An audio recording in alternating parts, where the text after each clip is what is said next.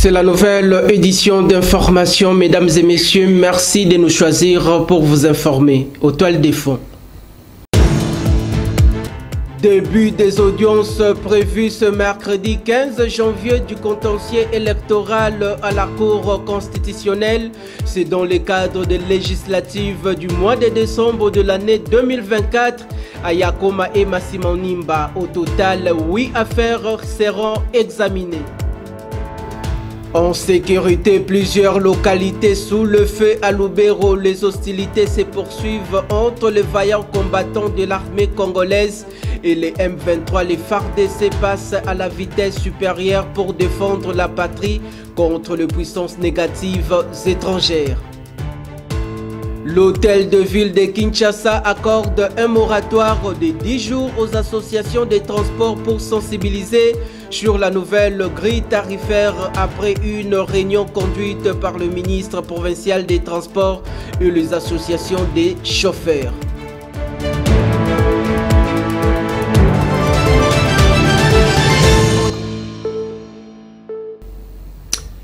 Une fois de plus, merci de nous rejoindre, madame, messieurs. Vous le savez certainement que la Cour constitutionnelle siégeant en matière de contentieux de résultats entame ce mercredi 15 janvier 2025 l'examen des affaires introduites à la suite de la réorganisation des échéances électorales nationales dans les circonscriptions électorales de Masimanimba en province du Kwilu et Yakoma au nord au Bangui. Regardez.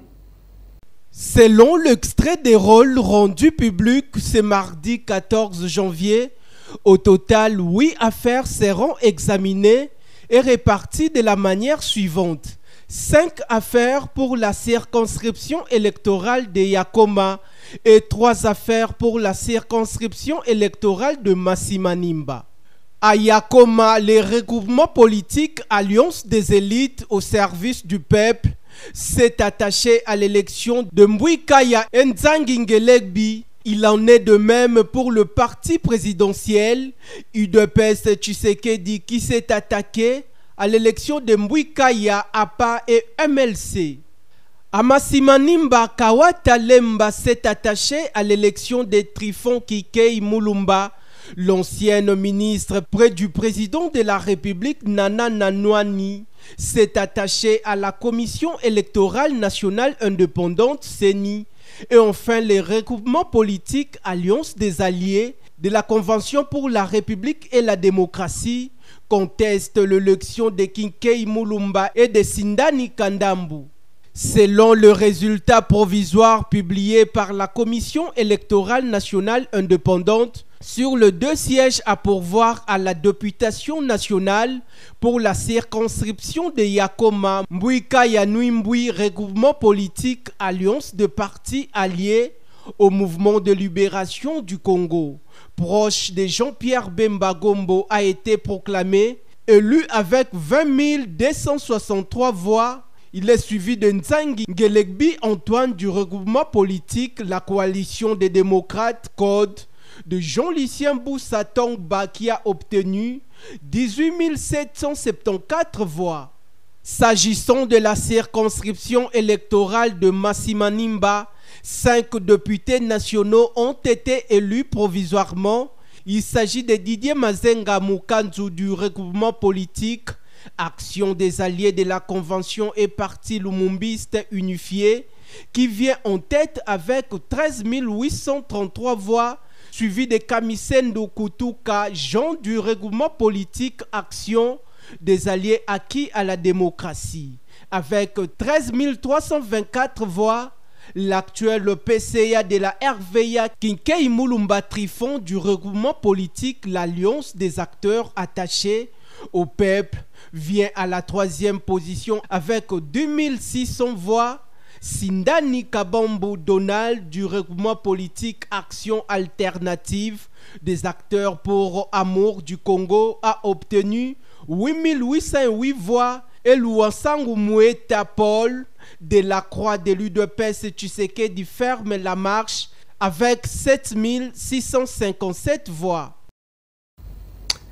D'un dossier à un autre, c'est depuis le 31 décembre de l'année 2024 que la province du Lualaba fait face à une résurgence préoccupante des cas de choléra. Les zones les plus touchées sont la commune de Funguru, mais précisément le quartier Manopa, Pia et ses environs, ainsi que la cité de Lobodi. Suivez. La ministre provinciale de la Santé affirme que pour limiter la propagation de cette épidémie, il est impératif d'adopter des mesures d'hygiène strictes. Kaninda Kassela Pichou rappelle le consigne à tous les habitants de ces coins du pays. Les autorités sanitaires ont souligné qu'en cas d'apparition des symptômes du choléra chez un proche, un voisin ou autre membre de la famille, il est crucial d'agir rapidement. Elle recommande de conduire immédiatement le malade au centre de traitement du choléra le plus proche, où des soins gratuits sont disponibles. Le gouvernement provincial, en collaboration avec ses partenaires, redouble d'efforts pour enrayer cette épidémie et réduire le nombre de victimes. Des campagnes de sensibilisation sont en cours dans les zones touchées et des ressources médicales supplémentaires ont été mobilisées pour répondre aux besoins sanitaires.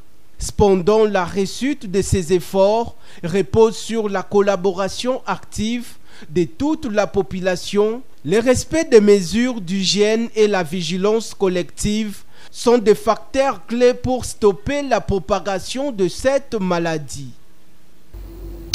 Poursuivons ce journal par cette information. Lors de son meeting à Uvira dans la province du Sud Kivu, le député national Justin Bitakwira a dévoilé certaines conditions avant de s'aligner derrière la démarche entamée actuellement par le président de la République Félix Antoine Tshisekedi Tshilombo, celle de la réforme constitutionnelle en République démocratique du Congo. Regardez. Je vais le suivre. Et je l'accompagnerai. Et dans la révision. Et dans le changement. Mais l'actuelle constitution a beaucoup d'acquis démocratiques. Sinon lui-même ne serait pas président de la République. Parce que cette constitution prévoit l'alternance.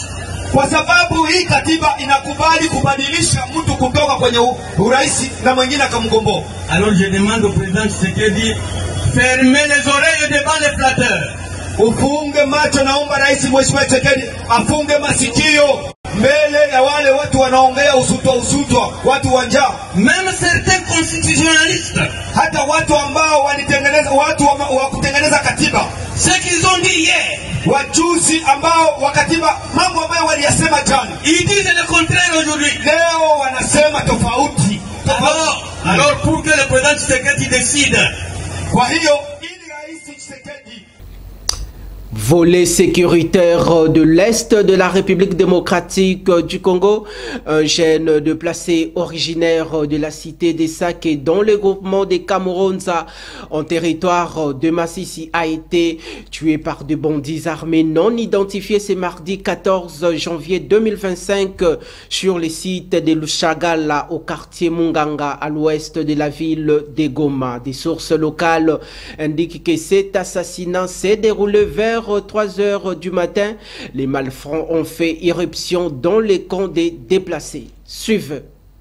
Il s'agit d'une énième tuerie ciblant le déplacé. Dans ces sites, plusieurs appels sont régulièrement lancés aux autorités afin de stopper la circulation d'armes dans les sites de déplacés et d'organiser un couvre-feu pour dénicher les porteurs. À l'instar des divers responsables de déplacés, les leaders des bases, notamment le chef des quartiers Mugunga et Lac Vert, qui abritent un grand nombre de sites de déplacés, ont toujours dénoncé la circulation incontrôlée d'armes à feu dans ce milieu de refuge des habitants ayant fui la guerre de forces négatives du M23. Notons par ailleurs que le week-end dernier, au moins 10 présumés bandits armés ont été interpellés et plusieurs autres effets militaires interceptés lors d'un bouclage dans les camps des déplacés de Lushagala. Ils ont été présentés au sein même du camp aux membres du comité urbain de sécurité par les coordonnateurs détachés pour la sécurisation des sites des déplacés.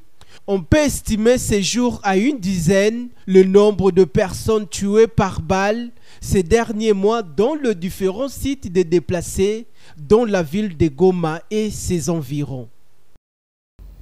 Restons dans ces mêmes registres consacrés à la situation sécuritaire dans la partie orientale de la RDC.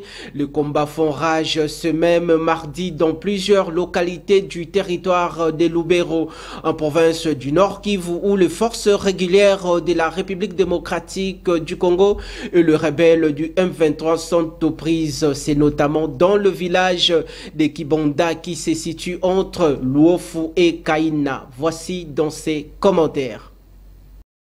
Les forces régulières de la République démocratique du Congo ont intensifié depuis lundi dernier dans leurs opérations dans cette partie du pays en pilonnant les positions rebelles. La tension demeure palpable, le climat d'insécurité est croissant.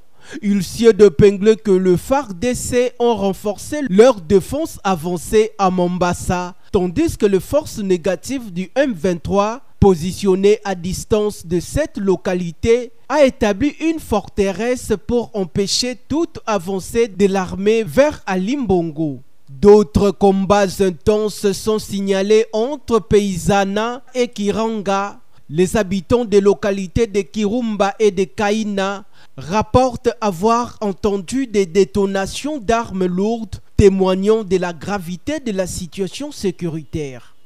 En définitive, l'armée a par ailleurs démenti les rumeurs faisant état d'un retrait du M23 de Kirumba et Kaina sans affrontement depuis une dizaine de jours. Les combats sont rudes dans la région où les forces armées de la République démocratique du Congo ont accéléré l'offensive qui leur a permis de récupérer quelques localités des mains des groupes rebelles du M23, c'est notamment Mombasa.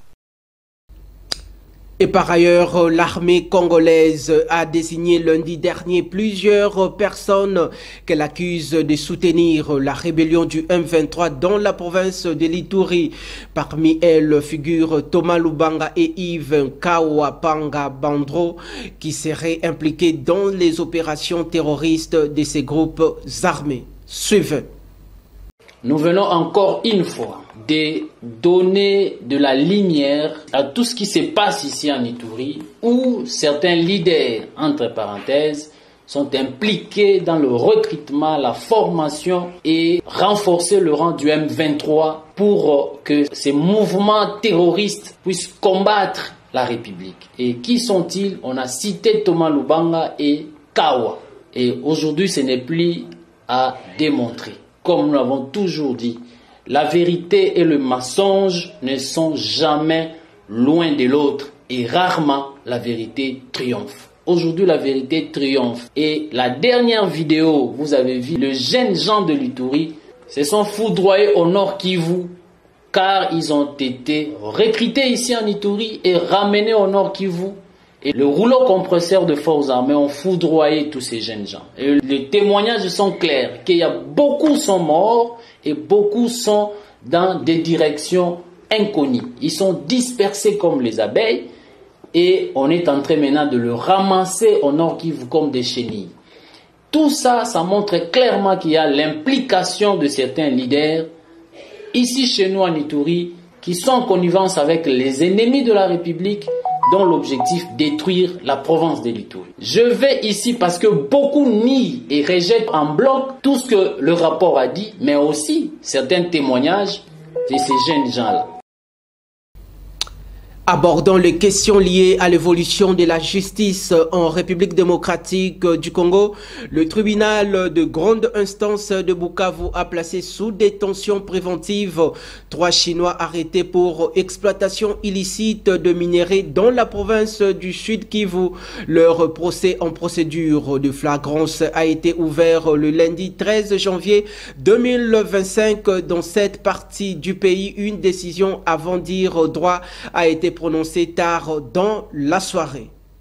Dans la première partie, il s'est agi des réponses de la composition sur les exceptions soulevées par toutes les parties prenantes.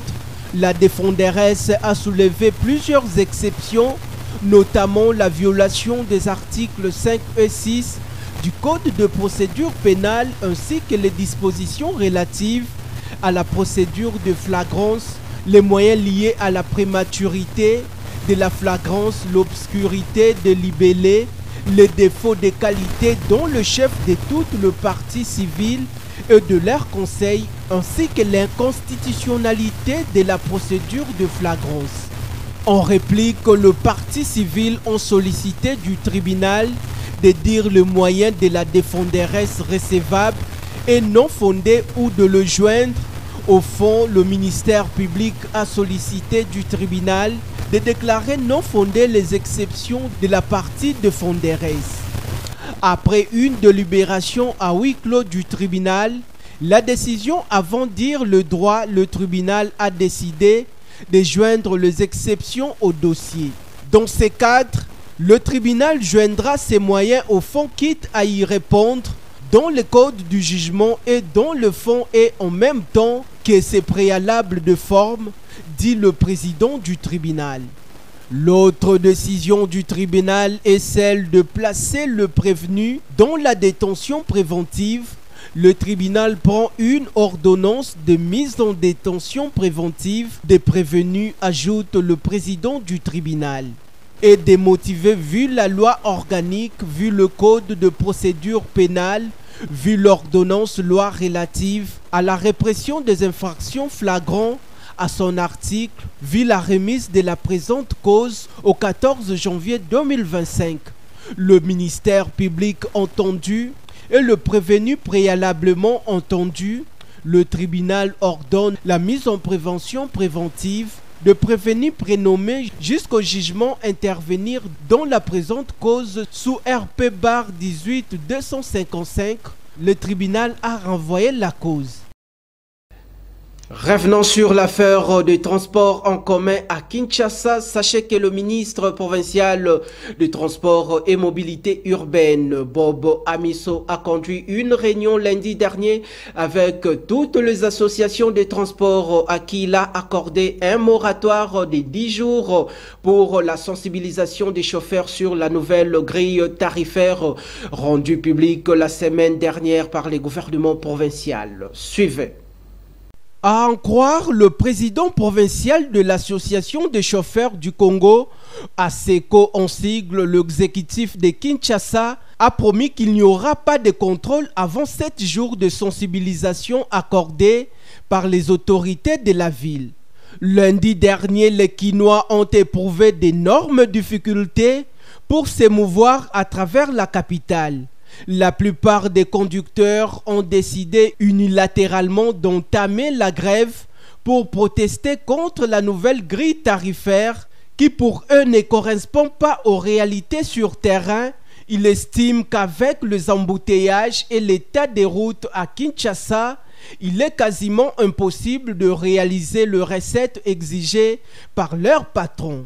Ils plaident auprès de l'État pour réponser la question du versement journalier devenu trop élevé.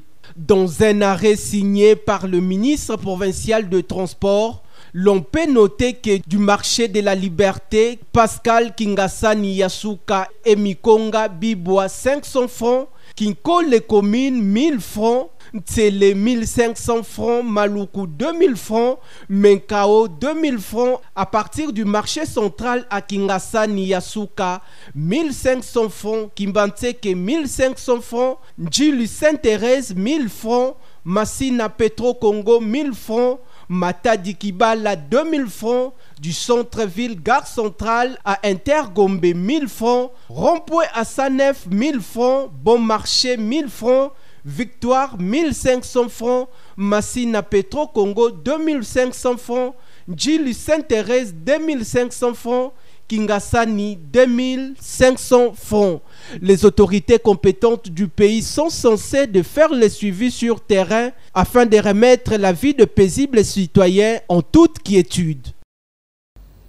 D'une province à une autre, dans le cadre d'assurer la sécurité effective dans la province du Haut-Katanga, la maire de la ville de Lubumbashi a réuni très récemment tout le bourgmestre pour faire le point sur la question afin que la population de cette partie de la République démocratique du Congo vive en toute quiétude. Voici dans ces reportages. L'insécurité qui bat son plein dans le Haut-Katanga, plus particulièrement à Lubumbashi, préoccupe au plus haut point Madame le maire de la ville, Joyce Tunda-Tchansa. Ce lundi 13 janvier 2025, dans la salle Wantanchi, l'autorité urbaine s'est entretenue avec les bourgmestres de 7 communes de sa juridiction, les chefs de quartier, ainsi que le commandant ville, en présence du commissaire provincial de la police nationale congolaise dans le Haut-Katanga, Dieudonné Odimba Okito. Dans sa communication, la première citoyenne de la capitale cuprifère a invité les différents chefs de corps de redoubler des forces sur le plan sécuritaire, comme le veut le gouverneur de province, l'honorable Jacques Kabula Katwe. Ici, les bourgmestres ainsi que les chefs de quartier ont passé en revue de la situation sécuritaire dans leur juridiction. Diverses propositions ont été formulées pour des solutions idoines afin de lutter efficacement contre le banditisme urbain à Lubumbashi. L'autorité urbaine Joyce Tunda-Tchansa a appelé ses collaborateurs de fournir les informations nécessaires aux services de sécurité afin de mettre la main sur les différents criminels de toutes formes qui troublent la quiétude de ses administrés. Prenant la parole, le commissaire provincial de la police nationale congolaise dans le Haut-Katanga, le commissaire divisionnaire Dieudonné Odimba Okito, a rassuré à Madame le maire de la ville de Lubumbashi ainsi qu'au chef des quartiers qu'il ne cesse de rappeler les agents de la police des différentes unités de leur mission régalienne qui consiste à protéger la population et ses biens. Dans un autre chapitre, la très dynamique Joyce Tunda-Tchansa a invité ses collaborateurs, bourgmestres et chefs de quartier de s'investir davantage dans l'assainissement de leurs entités, car plusieurs zones de santé de Lubumbashi font face à l'épidémie de choléra. Voilà un autre cas d'insécurité qui devra être aussi éradiqué. Pour cela, il est demandé à tous les habitants de Lubumbashi de s'aligner aussi pour les salons spéciaux chaque lundi et jeudi à partir de leur maison.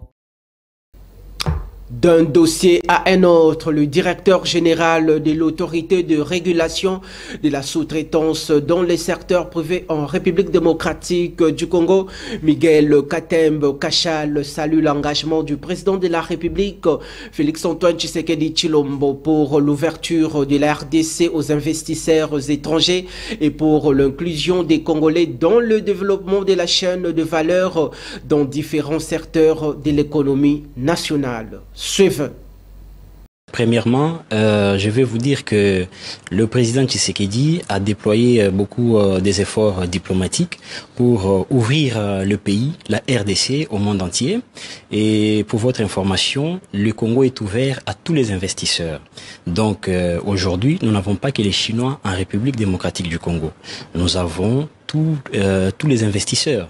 Je peux vous donner à titre illustratif, par exemple, la société Kiko, qui est la plus grande mine ou le plus grand producteur mondial du zinc aujourd'hui, du groupe Ivanhoe, c'est détenu par les Américains canadiens.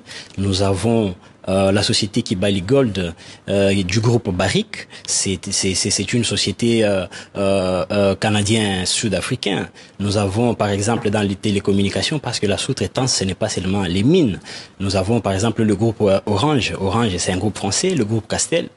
C'est français. Donc, certes, il y a les Chinois, mais le pays est ouvert à tous les investisseurs et l'objectif est même la création de la loi sur la sous-traitance. La loi numéro 17/001, c'était pour développer la chaîne des valeurs congolaises. En fait, il y a beaucoup des avancées. Depuis que nous sommes arrivés en 2022, notre conseil d'administration, redynamisé par le président de la République, nous avons commencé par faire un état des lieux. Et l'état des lieux, nous avons trouvé qu'il y avait effectivement beaucoup de fonds qui échappaient à l'État congolais, qui n'étaient pas retracés tout simplement parce que il y avait des contrats qui se signaient à l'extérieur du pays et qui venaient s'exécuter au pays.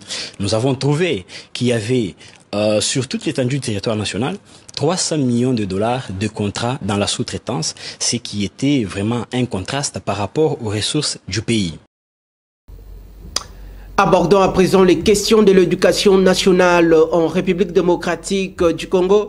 Les enseignants des primaires envisagent aller en grève. Ils réclament le paiement de salaire. C'était lors d'une déclaration faite pour alerter les autorités compétentes du pays. Regardez. L'intersyndicale des syndicats des enseignants du ministère de l'Éducation nationale Nouvelle Citoyenneté. À l'attention de son Excellence, Monsieur le ministre de l'État, ministre du Budget, l'intersyndicale des syndicats des enseignants de l'Éducation nationale Nouvelle Citoyenneté a l'avantage d'approcher votre autorité pour vous rappeler les engagements pris à Bibois en août 2024 dont vous êtes signataire et aujourd'hui objet de blocage. 1. Le non-paiement de l'ajout de 50 000 francs congolais à tous les enseignants. 2. La non-généralisation du régime contributif à tous les enseignants au profit de la MSP. Au vu de ce qui précède, et pour raison de paix sociale, l'intersyndicale accorde à votre Excellence 48 heures pour l'application des accords 6 mentionnés. Faute de quoi, l'intersyndicale vous tiendrait pour responsable de toutes les perturbations du calendrier scolaire 2024 et 2025. À cet effet, tous les enseignants sont invités à une grande assemblée générale de décision. C'est samedi 18 janvier 2025 à 10h à l'ITC Limité, 6 12e rue Limité résidentielle. Fait à Kinshasa le 14 janvier 2025 pour l'intersyndicale. Matondo Nzuzi Godefroy, président et porte-parole. Parlons cette fois-ci de valeurs nutritives. Que savez-vous de la mangue? Voici dans ces détails signé l'équipe rédactionnelle.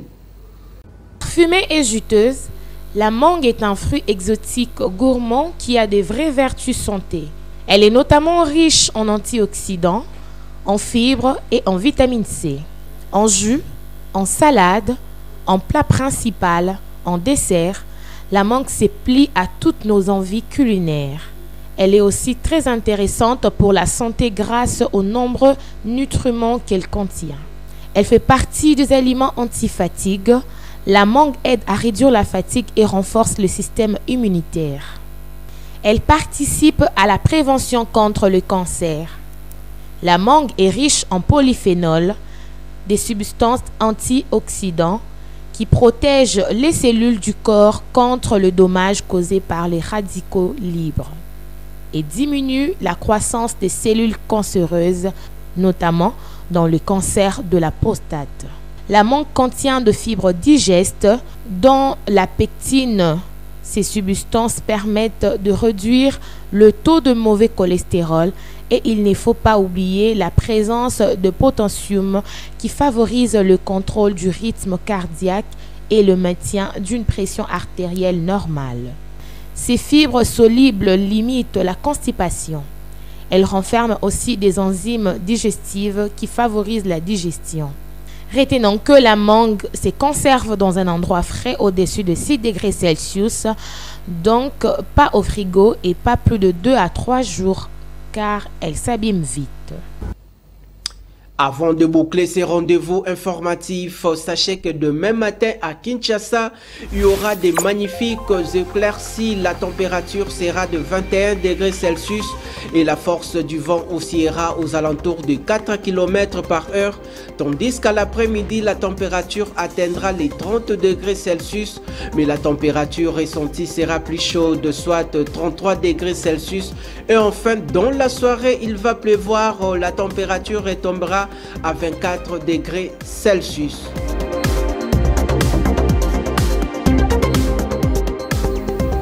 C'est ici que s'achève cette grande édition d'information. Vous étiez nombreux à nous suivre. Bien avant de nous quitter, place au rappel des titres. Début des audiences prévues ce mercredi 15 janvier du contentieux électoral à la Cour constitutionnelle. C'est dans le cadre des législatives du mois de décembre de l'année 2024 à Yakoma et Massimanimba. Au total, 8 affaires seront examinées. En sécurité, plusieurs localités sous le feu à Lubero. Les hostilités se poursuivent entre les vaillants combattants de l'armée congolaise et les M23. Les FARDC passent à la vitesse supérieure pour défendre la patrie contre les puissances négatives étrangères. L'hôtel de ville de Kinshasa accorde un moratoire de 10 jours aux associations de transport pour sensibiliser sur la nouvelle grille tarifaire après une réunion conduite par le ministre provincial des Transports et les associations des chauffeurs.